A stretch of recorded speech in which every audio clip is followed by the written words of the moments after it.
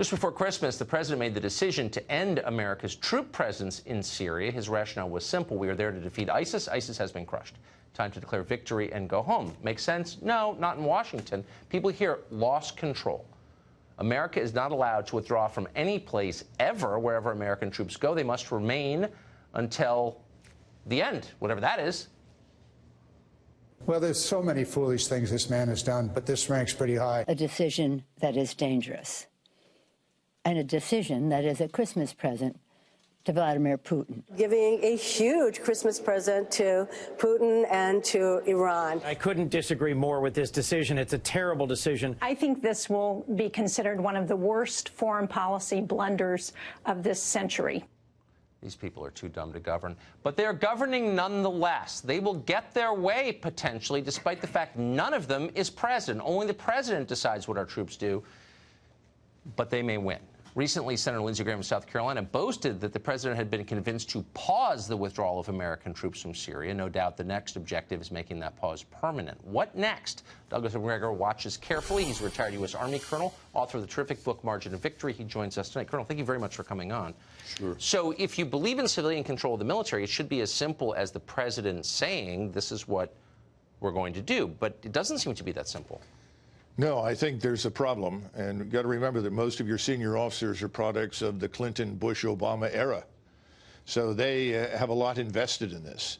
And remember that the people who live in the 7 zip codes in and around Washington, D.C. have all become millionaires as a result of their investment in these failed operations. That's not a talking point. That's literally true. Yes, of course.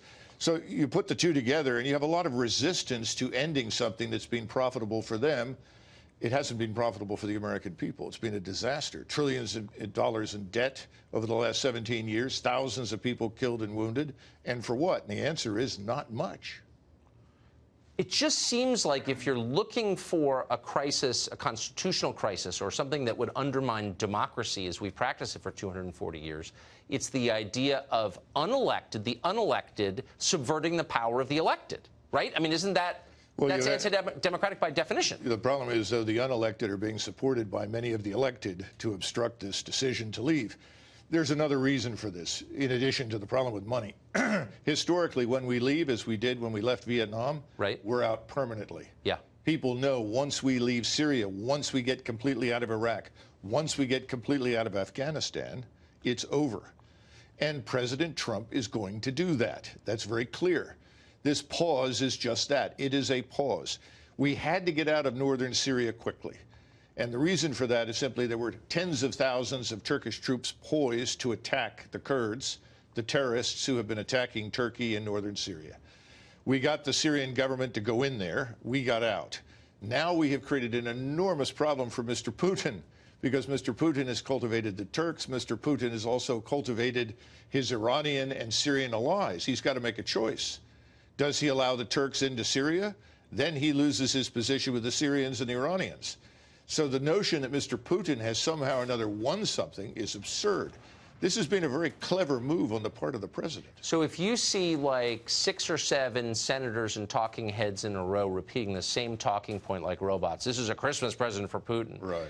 That's like prima facie evidence that they're dumb, right?